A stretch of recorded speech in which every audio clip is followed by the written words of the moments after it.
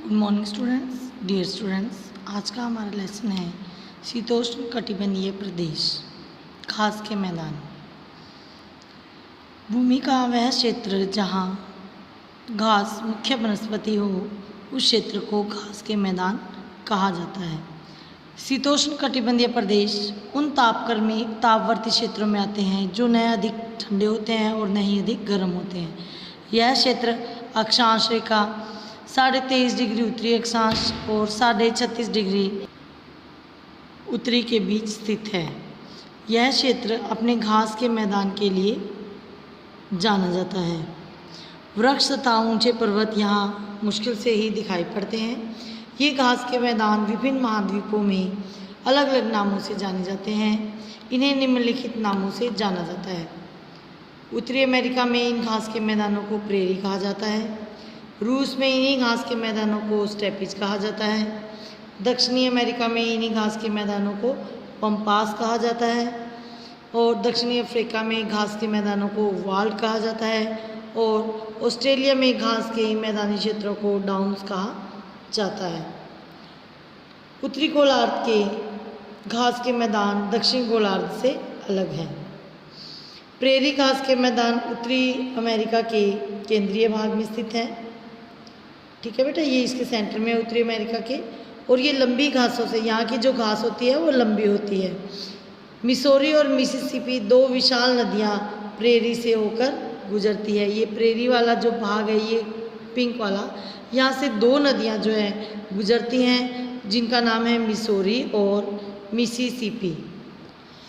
उत्तरी गोलार्ध के मैदान अर्थात प्रेरी, पम्पास, वेल्ड तथा डाउन की तुलना में ऊंचे अक्षांशों में पाए जाते हैं। प्रेरी और पम्पास वाले जो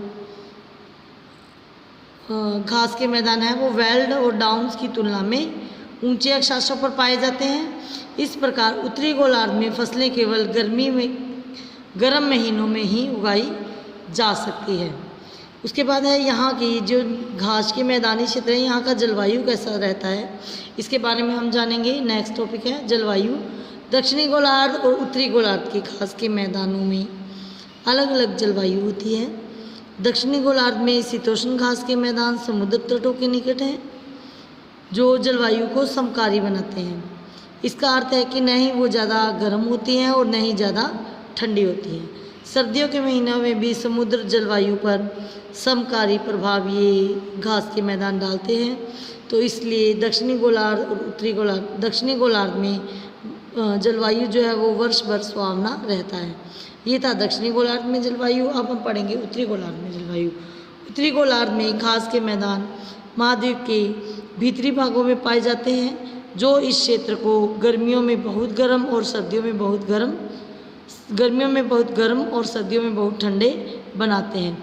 इसे महाद्वीपीय जलवायु के नाम से जाना जाता है। कभी कभी चलने वाली गर्म हवाओं को चिनोक कहा जाता है। उत्तरी गोलार्ध में घास के मैदान में जो गर्म हवाएं चलती हैं उन्हें चिनोक कहा जाता है।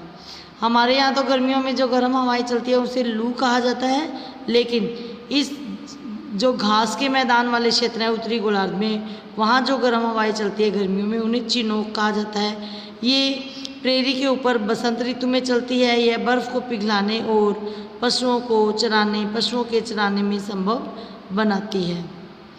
ठीक है, तो ये हो गया उत्तरी गोलार्ध और दक्षिणी गोलार्ध का जलवायु। घास के मैदानी क्षेत्रों का निष्कर्ष ये निकलता है कि दक्षिणी गोलार्ध में घास के मैदान जो है वो समुद्र तटों के नज़दीक हैं, इसलिए वहाँ साल भर जलवायु सुहावना रहता है।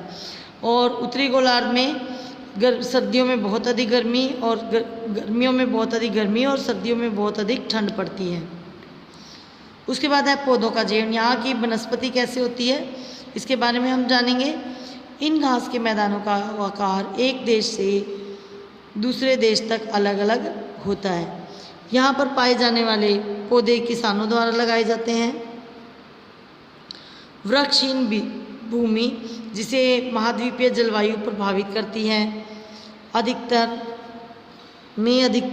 घास छोटी होती है, जबकि उत्तरी अमेरिका के वृक्षहीन घास के विस्तृत मैदानों में अधिक वर्षा होती है और ये घासें लंबी होती है।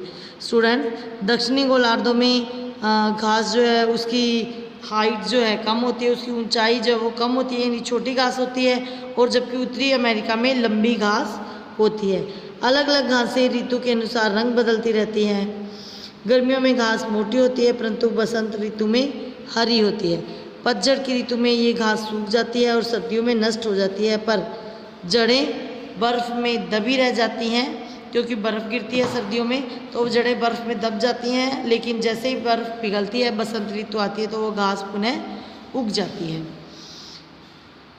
अल्फ़ाल्फ़ा यहाँ की सामान्य घास है तथा मवेशियों को खिलाई जाती है। यह तेज़ी से उगती भी है। उसके बाद है जीव जंतुओं का जीवन। यहाँ घास के मैदानी क्षेत्रों में किस प्रकार के जीव जंतु पाए जाते हैं। एक समय प्रेरी के घास के मैदान चरने वाले जंतुओं से भरे रहते थे। यहाँ लाखों की संख्या में जंगली भैंसे पाए जाते थे। कुछ बड़े पशु जैसे भूरे भालू, जंगली भैंसें उत्तरी गोलार्ध में पाए जाते थे। कुछ खूंखार जंतु जैसे भेड़िया भी यहाँ पाया जाता था। लामा तथा एनाकोंडा दक्षिणी गोलार्ध में पाए जाते थे।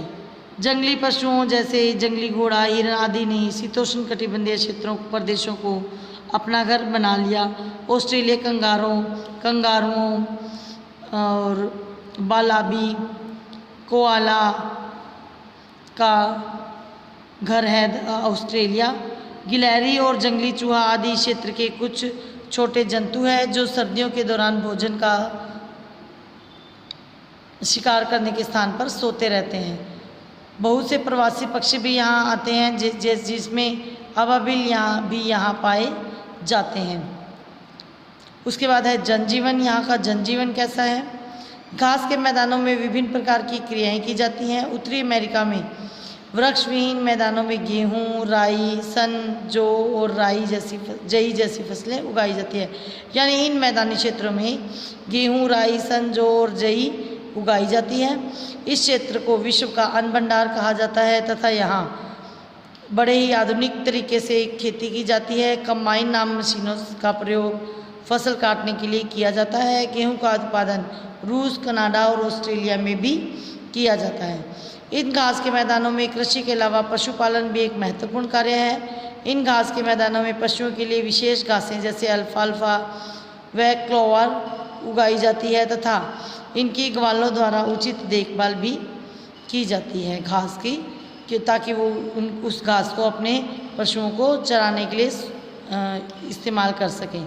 यहाँ के लोग सामान्यतः किसान होते हैं। प्रत्येक फार्म में छोटे मकान होते हैं जिन्हें स्थिर घर कहा जाता है, जहाँ किसानों के परिवार और कुछ मजदूर होते हैं। मवेशी यहाँ खुले चारागाहों जिसे फार्म के नाम से जाना जाता है में चरते हैं। वर्तमान में अर्जेंटीना मांस और चमड़े के पदार्थों को निर्यात करने वाले सबसे बड़े देशों में से एक है। घास के मैदानों में कुछ घुमंतू जनजातियां भी पाई जाती हैं। इनमें से स्टेपिस की किर्गिज है जो बैलों, बकरियों, भेड़ों और घोड़ों को चराते हैं। धीरे धीरे वे भी वहीं जीवन व्यतीत करने के लिए बस जाते हैं। हॉटनटोट नामक दूसरी जाति दक्षिण अफ्रीका में पाई जाती है जो मवेशी पालते हैं। एक समय अमेरिकन भारतीय उत्तर अमेरिका में पाए जाते थे, परंतु अब ये आधुनिक अमेरिकी समाज का भाग बन गए हैं। स्टूडेंट्स, ये था हमारा आज का लेसन। हमारा लेसन कंप्लीट होता है। Stay home, stay safe.